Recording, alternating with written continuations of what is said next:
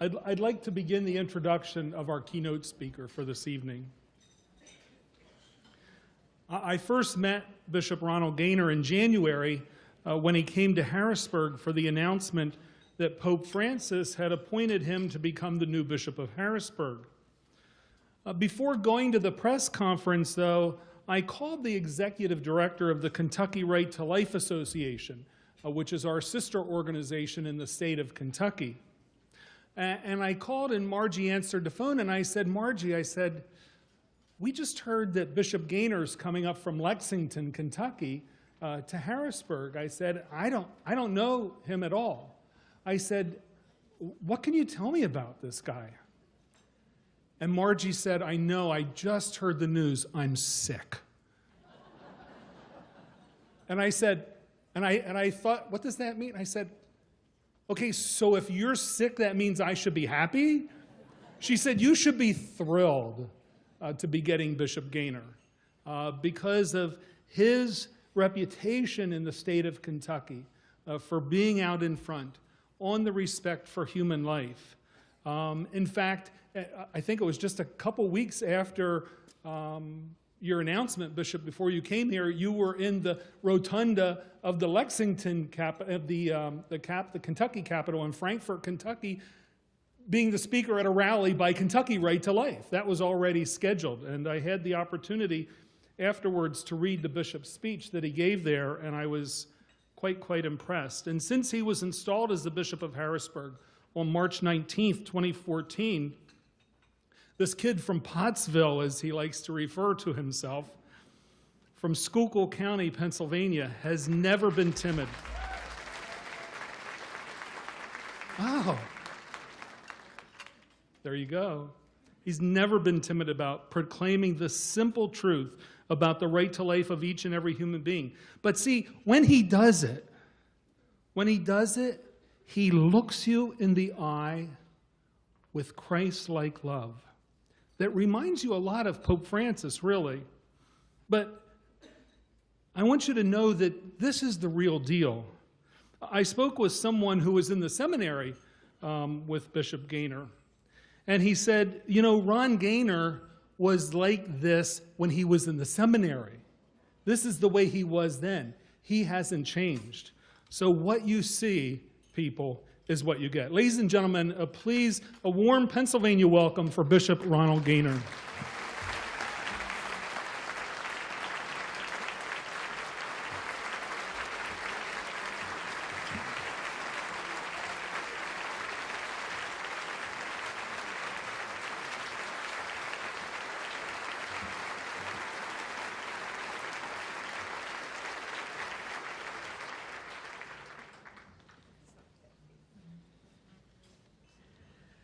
Well, good evening, my pro-life friends, brothers and sisters.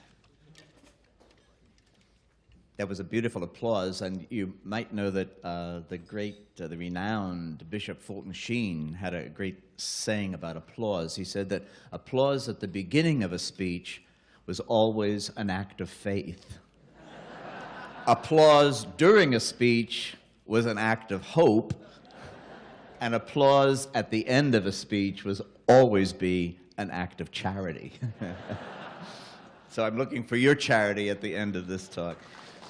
But Michael, thank you for your very generous and very kind introduction.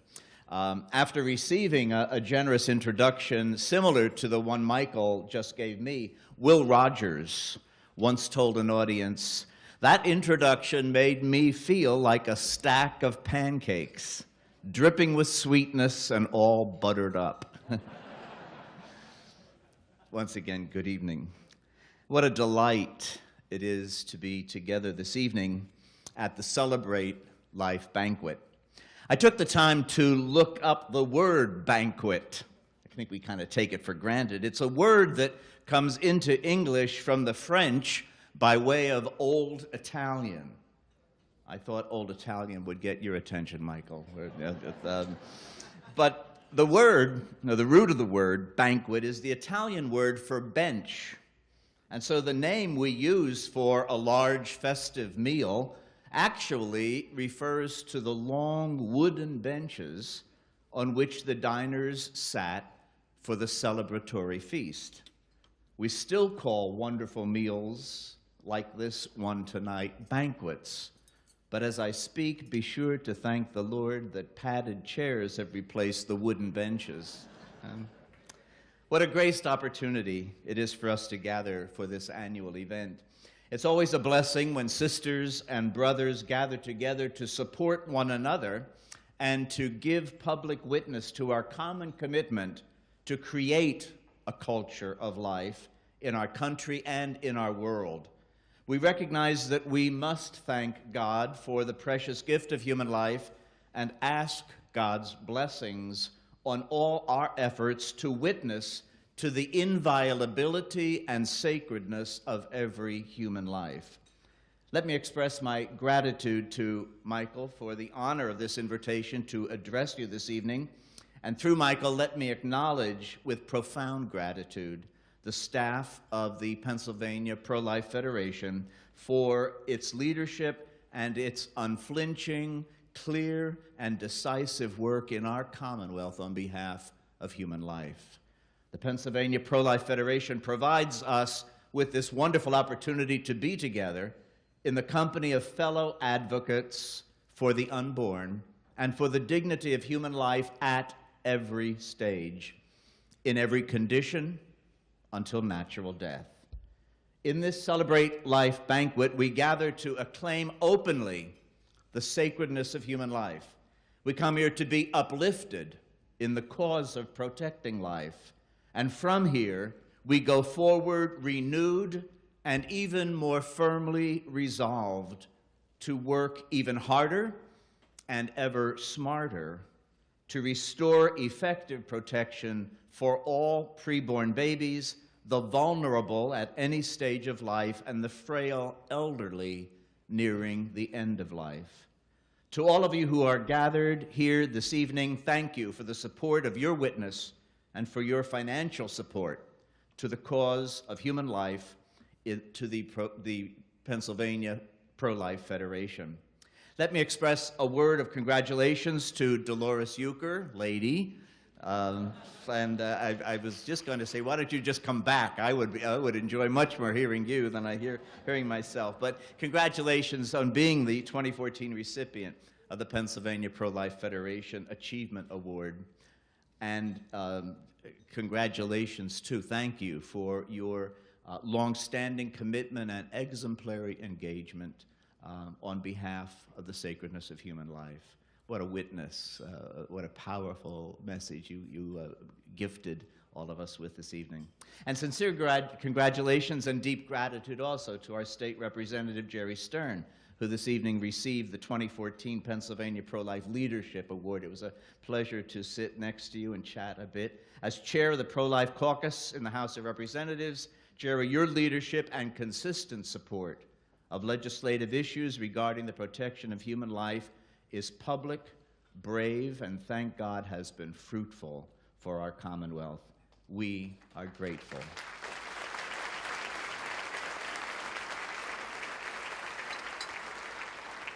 In our Commonwealth and across the nation, the success of pro-life candidates for political office has resulted in noteworthy progress and is essential to continue reducing the rate of abortions and increasing the protection for all human life. Permit me also to acknowledge and extend fraternal gratitude to those who are here from the Orthodox churches, the various other Christian denominations, and also the leaders from other faith communities in our region. The gift of your presence and the sign of our unity in the cause of protecting human life are greatly encouraging, and it bolsters our confidence in victory for the cause of life. Finally, with just pride, I would like to acknowledge those who work with such dedication in the Pennsylvania Catholic Conference, as we've already heard, and in the Catholic Diocese of Harrisburg in promoting the culture of life. In particular, let me recognize our diocesan pro-life office under the direction of Father Paul Schenk, who is also the director of the National Pro-Life Center on Capitol Hill in Washington, D.C. . '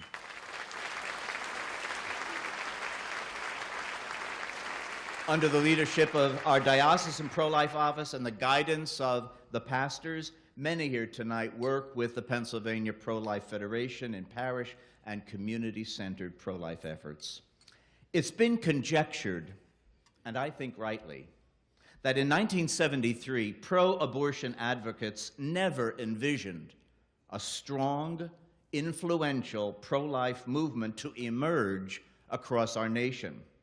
It was falsely thought that the cultural revolution of the 1960s regarding sexuality and the accompanying disregard for authority at almost every level demanded abortion rights without any significant opposition from citizens. Hello. As we move toward the regrettable 42nd anniversary of Roe v. Wade next January, you and I are a part of a strong and growing stronger movement for life. No other democracy in the world, to my knowledge, can lay claim to a pro-life movement that is a fraction of the movement in the United States. Raising our voices in the public square, informing our elected representatives in legislatures and in executive offices, marching, supporting mothers and fathers vulnerable for abortion, offering healing and new beginnings to post-abortive parents, prayerful protests at abortuaries, and casting our ballots for pro-life candidates on Election Day, all these necessary actions and more are taking place and will continue to take place as integral components of the restoration of a culture of life to our nation and to the world. May God grant us the wisdom and all the strength needed to continue, even as the battle moves away from abortion facilities in physical buildings to the proliferation of over-the-counter abortifacients and threats of life-ending interventions for the vulnerable and terminally ill. Did you read the recent newspaper article about a prison inmate who escaped on the 89th day of a 90-day sentence?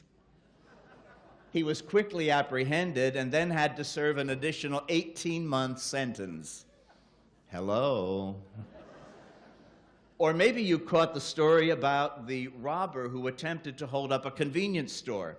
While the robbery was in progress, the store clerk asked the robber if she could make a phone call.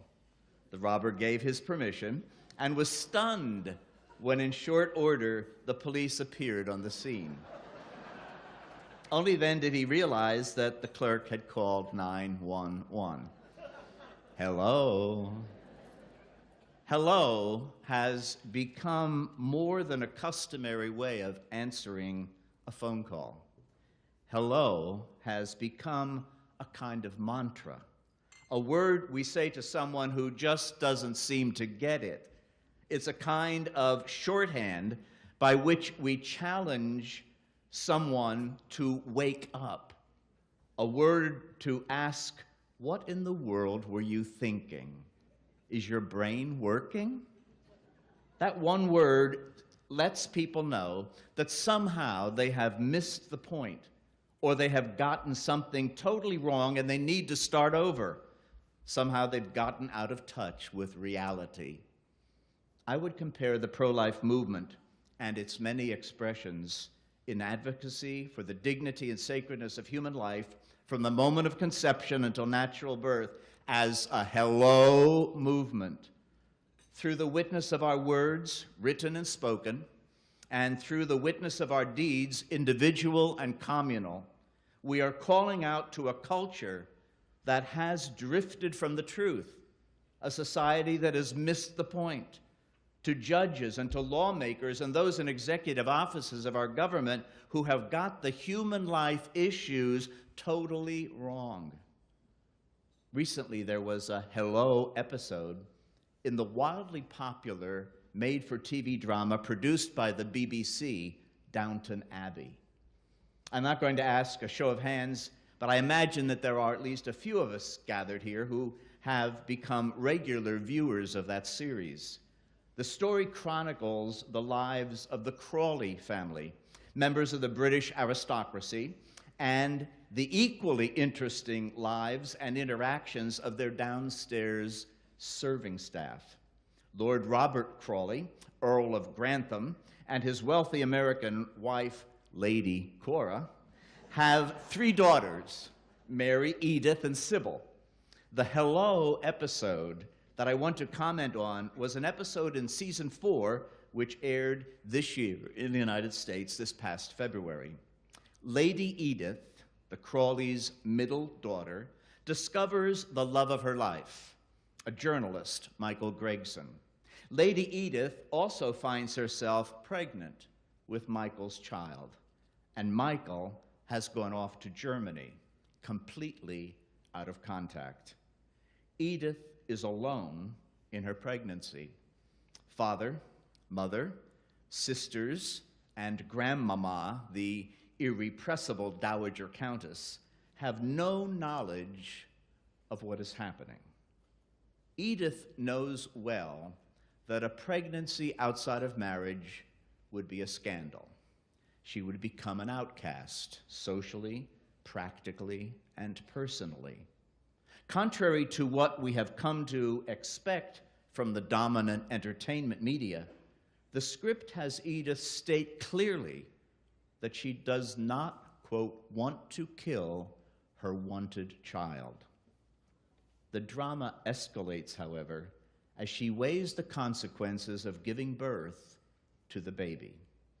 The fear of scandal, the shame and embarrassment drives her to go to her Aunt Rosamond in London, who recognizes that abortion is wrong in and of itself and wrong in its consequences for Lady Edith. Nevertheless, Rosamond knows of someone who helps women rid themselves of their problem. And so, in loyalty but in hope, she accompanies her niece to this flat. But when Edith hears the cries of an aborting mother from the next room, and the nurse comes in to take her in, she walks out.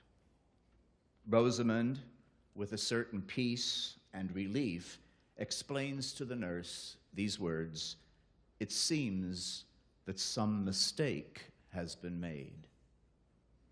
The episode is set in the 1920s, so the pro-life, pro-abortion conflict has not yet crystallized.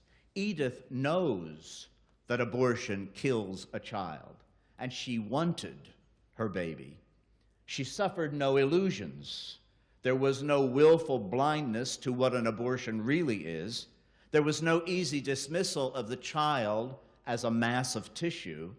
There was no assertion that this was a matter pertaining exclusively to Edith's body, and she could do with it whatever she wanted. These social deceptions, these legalized lies, were still 50 years away. Interestingly, the English statute that made abortion illegal in the 1920s dated back to 1861 and was known as the Offenses Against the Human Person Act. 1861, Offenses Against the Human Person Act. In the middle of the 19th century, British legislators had no problem recognizing that the unborn were persons. The 1861 law inflicted very harsh penalties for abortion, up to and including penal servitude for life. The Offenses Against the Human Person Act stood on the books, although with amendments lessening the severity of the penalties until it was repealed in 1967, 6 years before Roe v. Wade. Edith's situation is the classic story of a crisis pregnancy, with all the social, practical, familial, and personal pressures that can all too often be allowed to trump the life of an unborn child. Save for her aunt, Edith was alone, and her Aunt Rosamond acted, in a sense, as a one-person crisis pregnancy center. She understood the reality, faced it head on, and once Edith chose to save the life of her child, she devised alternatives to save the baby and spare Edith from the moral, emotional, and possibly physical disaster of abortion. Rosamond represents our pro-life efforts. You do the same work when you assist the Ediths of today from destroying their lives, their babies, and their own. The truth is, pro-lifers do have a significant influence on American culture and political life. Polls and surveys steadily reveal that an increasing number of Americans are coming to recognize the sacredness of all human life and the evil of every offense against human life. Still, it seems pretty natural to ask why so many otherwise good people in our country simply do not see the connection between the advent of Roe v. Wade and today's deplorable moral desert created by a whole spectrum of attacks against the dignity of human life. There are, I think, a variety of reasons why some people have become incapable of understanding and accepting what we are talking about. Let me present just three of the problems that I believe are embedded in our American culture today and create obstacles that keep many of our fellow citizens from recognizing and embracing the truth. The first problem that I see is an increasing inability to use right reason. America, in our lifetime, has become a culture driven by marketing, and marketing works in exactly the opposite way as reasoning. Reasoning requires time, testing, and comparison of competing arguments, the ability to analyze and discover the truth. Marketing appeals only to our desires and emotions. It depends upon the suppression of critical thought, because rational thought might move you to refrain from buying the advertised product or from believing the marketer's message. Marketing is bound tightly with creating the right image, and images operate quickly and effectively at a sub-rational level. That is why a food company will show you a young, affluent, athletic couple eating their cereal for breakfast, rather than flashing a series of nutritional facts and comparisons on our TV screen. It's the same reason why the pro-abortion media shows us the highly magnified photos of those strange-looking cells at fertilization. Implicitly, they want us to think, this can't be human. It doesn't look like anything familiar to me. If by marketing we can be engaged on that sub-rational level, then perhaps our reason won't discover the truth that these cells already are unique and contain all the genetic information the person will ever need. Left alone and with proper nurturing, they will inevitably progress to look decidedly human, as we saw in that 12-week fetal model, as an embryo, a fetus, an infant, and finally an adult human being. But anyone who begins thinking that way no longer suffers from an inability to reason rightly. You become wary of the pro-abortion marketing. You become pro-life. The loss of right reasoning extends to the most fundamental question of all. When does human life begin? Moral, legal, and political issues turn on this critical question regarding the beginning of a human person's life. Florida Senator Marco Rubio was on solid ground when, during a recent interview, he said this, quote, "Science has settled the question of when human life begins," end quote. He went on to say that all the evidence should convince anyone with an open mind capable of reasoning that life begins at conception. Since 1973, the compelling images from sonograms and the uniform discoveries in embryology regarding DNA-driven fetal development have served to convince honest, thinking people of the truth that life begins at the moment of conception, and therefore deserves legal protection as the beginning of the life of a human person.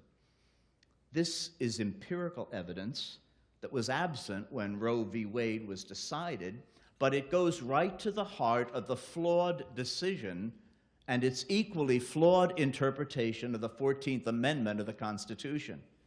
Remember that in Roe v. Wade, the state of Texas argued for the personhood of the unborn child under the protection of the 14th Amendment. Historically, the 14th Amendment is one of 3 Reconstruction amendments passed after the Civil War to resolve important rights issues regarding former slaves. More broadly, now, it addresses the rights of U.S. citizens and grants us full and equal protection under the law. Since its passing in 1867, it's been one of the most litigated sections of the U.S. Constitution. Roe v. Wade hinged on whether the unborn enjoy the full and equal protection of the law guaranteed by the 14th Amendment. The Supreme Court Associate Justice who wrote the 7-2 majority opinion, Harry Blackmun, states that, quote, if the suggestion that personhood is established, the appellant's case, of course, collapses. For the fetus's right to life would then be granted by the amendment, end quote.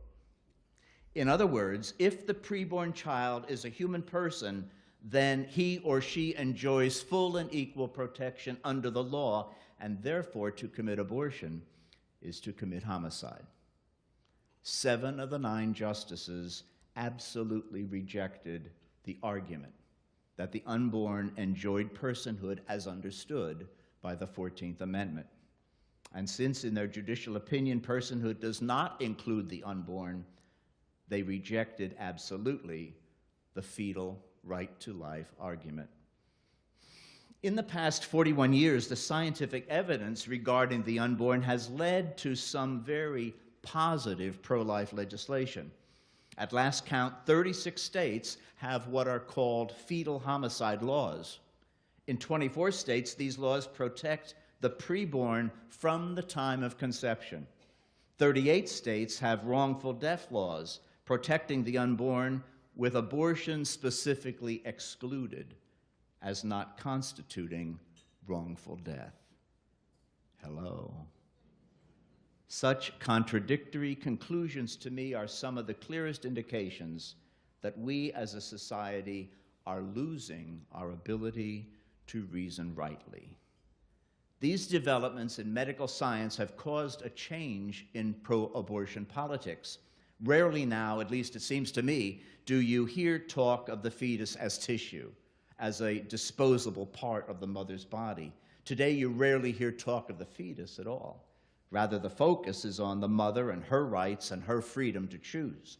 The arguments today attempt to say that the taking of an unborn life is a justified decision of the mother and perhaps father that can be legitimately made after weighing their particular circumstances and their particular preferences.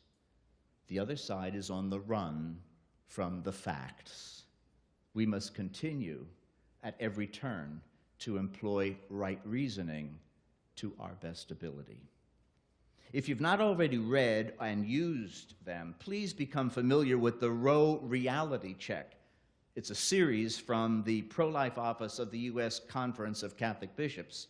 You'll find there 15 very short essays that contrast common impressions regarding abortion with the real facts.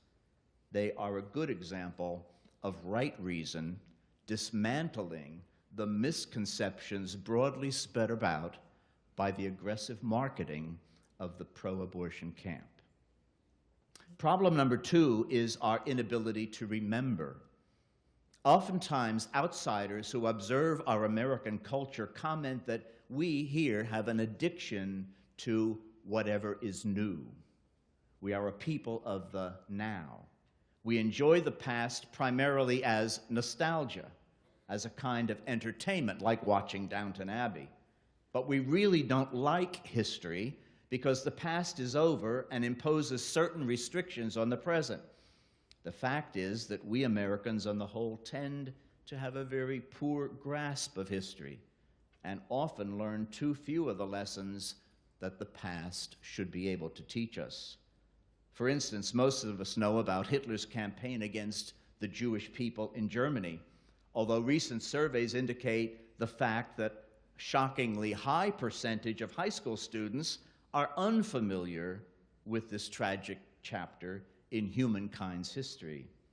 But how many of us understand that the ethical framework for the Holocaust was already well in place in the German medical establishment before the Nazis came to power? Before targeting Jewish people, the medical establishment was already euthanizing those who were insane, mentally handicapped, or terminally ill. And they did so using the utilitarian arguments articulated today in the public discourse by the advocates of euthanasia. The third and final problem that I would comment on is the increasing inability to understand freedom. For too many Americans, freedom simply means an endless list of choices. To have countless options makes me free. But choice for its own sake is not authentic freedom. Without absolute principles of right and wrong, there can be no genuine freedom. In place of authentic freedom, we get a kind of anarchy of conflicting pressure groups and personal agendas. We get the untenable situation of believing what is right for me may not be right for you. What is true for me is not necessarily true for you. Daily, we are bombarded by a misuse of the language of our dreams and our ideals in order to sell the idea that our choices make us free. Many believe that freedom consists in the unrestricted right to choose whatever we want. Americans have a problem realizing that authentic freedom lies in the ability to recognize what is true and the courage to do what is right. That is freedom. And so these three problems act as a kind of background noise in our lives and in our culture. And that noise can drown out the message that we must communicate in witnessing to the inviolability of human life. It is for that reason that we need one another and that we need to come together as we do this evening. The opponents of life would have us believe that individuals cannot make a difference. But it is exactly individuals that do make a difference. Men and women who refuse to cooperate with evil and insist on doing what is right. Human beings make history, not the other way around. And we do it day in and day out in our choices of whom and what we love, what we build, what we live for, and what we're willing to fight for. It's often said that might makes right. However, the scriptures reveal to us that it's exactly the opposite. Right makes might. Hello. If I may conclude, and I think most of you hearing say, please do, I would like to offer a short quote from the universal pastor of our Catholic Church, the much-beloved Pope Francis. His words come from a document he issued almost 1 year ago entitled, The Joy of the Gospel. Pope Francis offers encouragement in the work of spreading the good news of Christ, but his words equally apply, I believe, to the work that unites us, the work of spreading the gospel of life. Francis wrote this: "One of the more serious temptations which stifles boldness and zeal is a defeatism which turns us into querulous and disillusioned pessimists, sourpusses." I'm certain that this is the only time in history a papal document has included the word sourpusses. But he continues, while painfully aware of our frailties, we have to march on without giving in, keeping in mind what the Lord said to St. Paul, "My grace is sufficient for you, for my power is made perfect in weakness." Friends and supporters of the Pennsylvania Pro-Life Federation and advocates for the sanctity of all human life, our cause will not permit us to be defeatists or pessimists. The importance of our cause cannot allow us to be sourpusses. There is a joy in the very cause we promote. There can be no whining over outcomes. There is joy in the fight. We will march on without giving in, and we will march on in joy, a joy that comes from the Lord, a joy that comes from knowing the truth, and a joy that comes from sacrificing whatever is necessary so that the truth may prevail, and human life at every stage and in every condition may be afforded, may be guaranteed the protection its sacredness requires. Please be generous in your financial support of the Pennsylvania Pro-Life Federation, and may God bless you in all your good works. Thank you.